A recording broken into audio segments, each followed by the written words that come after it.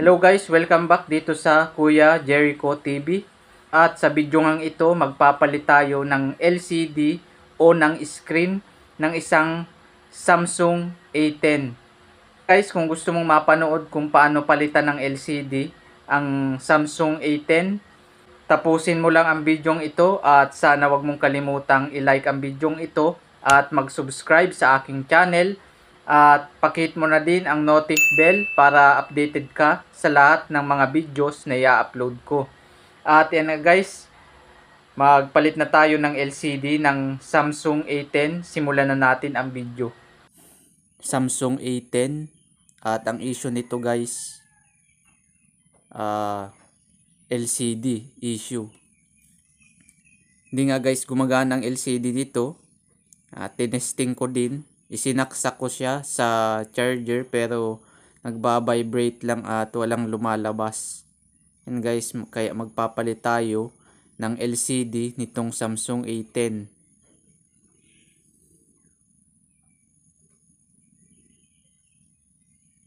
Siyempre guys, una, tatanggalin natin itong back cover ditong Samsung A10.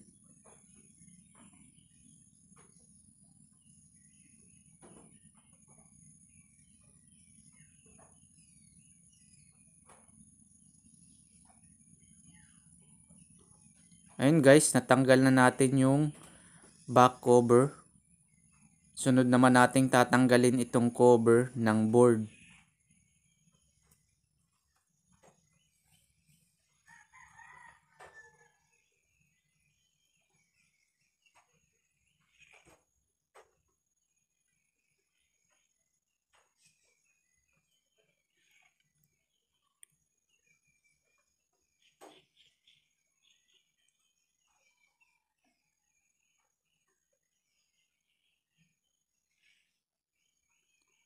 Ayun guys, natanggal na natin itong cover ng board at makikita na natin itong connector ng battery at itong connector ng charger at LCD. Tanggalin lang natin yung connector ng battery at nitong LCD.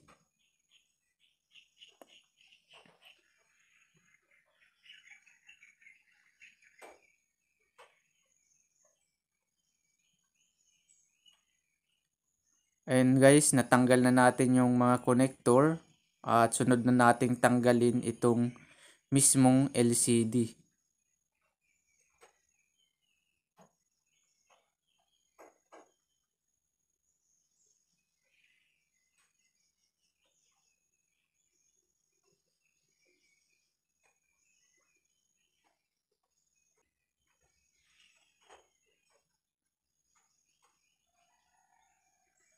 Ayan guys, malapit na nating matanggal itong LCD nitong Samsung A10.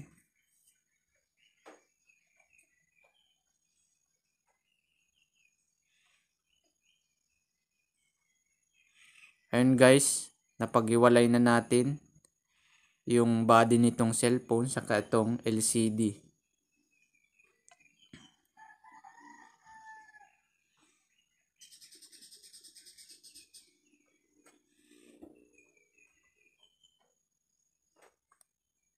Ito guys, yung sirang LCD at papalitan natin ito.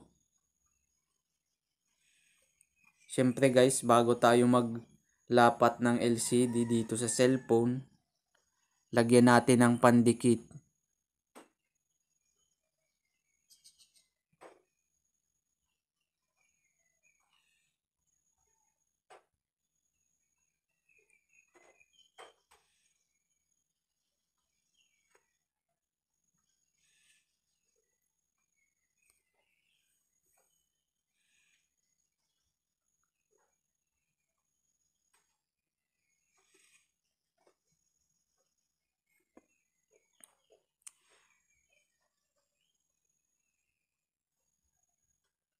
Yan guys, kailangan natin lagyan ng pandikit. Ayun guys, pakalagay natin ng pandikit, pwede na natin itong ilapat dito sa cellphone. Itong ating bagong LCD.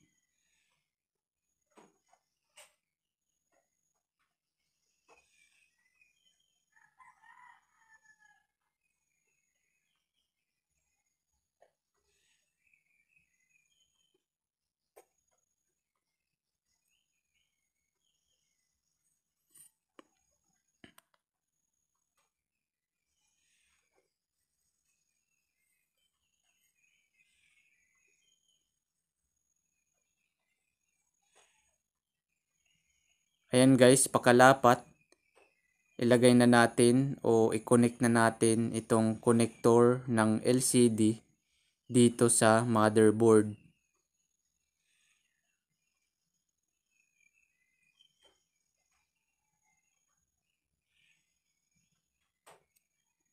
Ayun guys, nilagyan ko din ito ng rubber band para maglapat yung LCD dito sa cellphone. At ayun guys, pakabit ng LCD flex o LCD connector, pwede na natin ikabit yung kanyang battery flex o battery connector. At pagkatapos nun guys, ilagay na natin itong cover ng motherboard.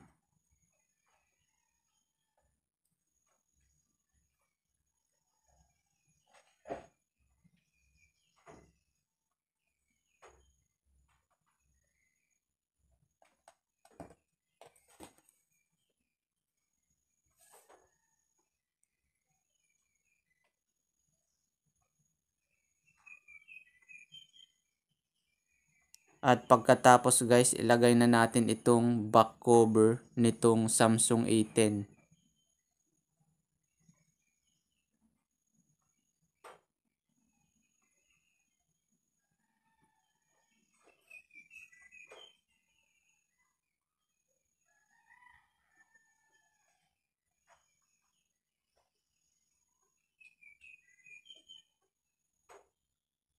At ilagay na natin din itong SIM slot o SIM tray nitong Samsung.